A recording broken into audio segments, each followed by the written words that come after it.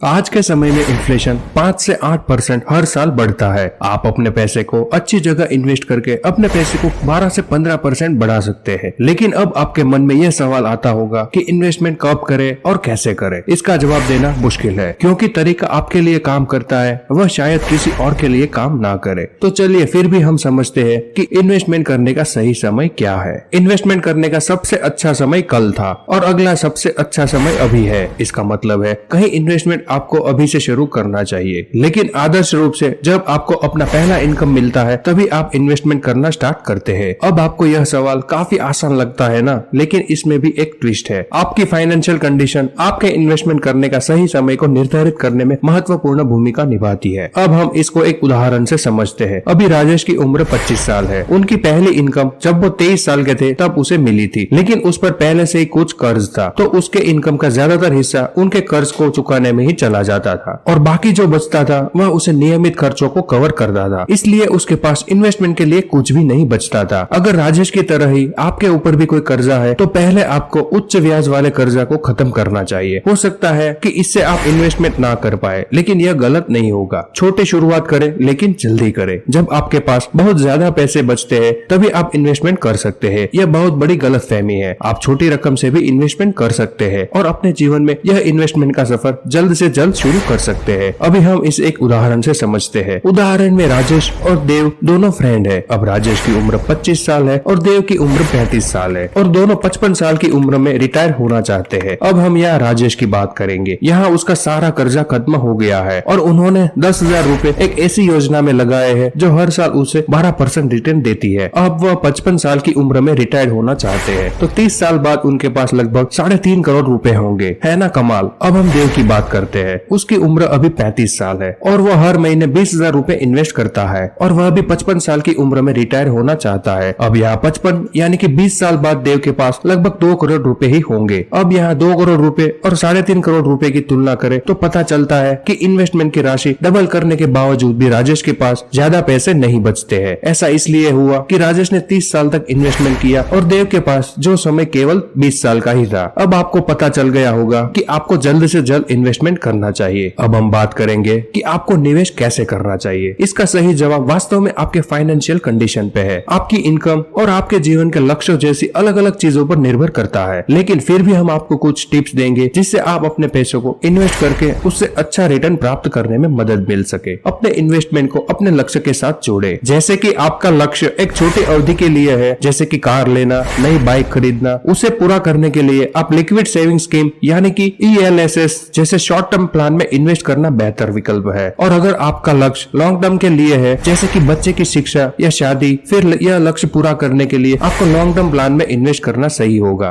Risk उठाने की क्षमता के अनुसार इन्वेस्ट करें। हर इंसान के रिस्क लेने की क्षमता अलग अलग होती है और यह आपकी उम्र, फाइनेंशियल कंडीशन और अन्य कारणों पर डिपेंड करती है। मार्केट में बहुत सारे ऑनलाइन कैलकुलेटर है जिसकी मदद से आप अपने रिस्क प्रोफाइल को अच्छी तरह समझ सकते हैं। अगर आपको रिस्क लेना बिल्कुल भी पसंद नहीं है तो सरकार द्वारा चलाए जाने वाली स्कीम में या फिर फिक्स डिपॉजिट या फिर गवर्नमेंट बॉन्ड्स में इन्वेस्ट कर सकते हैं। और अगर आप कुछ रिस्क ले सकते हैं तो फिर आप म्यूचुअल फंड में, स्टॉक मार्केट में या फिर कमोडिटीज में इन्वेस्ट कर सकते हैं और यह आपके रिस्क उठाने की क्षमता पर डिपेंड करेगा। अपने इन्वेस्टमेंट पोर्टफोलियो में विविधता लाइए। आपको कभी भी एक ऑप्शन पर इन्वेस्ट नहीं करना चाहिए, क्योंकि यह ऑप्शन अच्छा प्रदर्शन नहीं करता तो संभावना है कि आप अपनी पूरी पूंजी को खो सकते हैं। इसलिए आपको अपने पोर्टफोलियो में अलग अलग जगह और स्कीम में इन्वेस्ट करना चाहिए ताकि आप पैसे खोने की संभावना को कम कर सके। उदाहरण के लिए अगर आप स्टॉक मार्केट में इन्वेस्ट कर रहे हैं तो आप बैंकिंग में, स्वास्थ्य सेवा में, यात्रा और पर्यटन वाले बिजनेस में और FMCG जैसे उद्योगों के शेयरों में इन्वेस्ट कर सकते हैं, जिससे आपकी इन्वेस्टमेंट पूंजी को खोने की संभावना कम हो जाती है। तो अब आपको पता चल गया होगा कि आपको इन्वेस्टमेंट कैसे और कब करना चाहिए। लेकिन अभी आपके मन में यह सवाल होगा कि आपको अपने पैसे को कहाँ इन्वेस्ट करना चाहिए। आगे के वीडियो में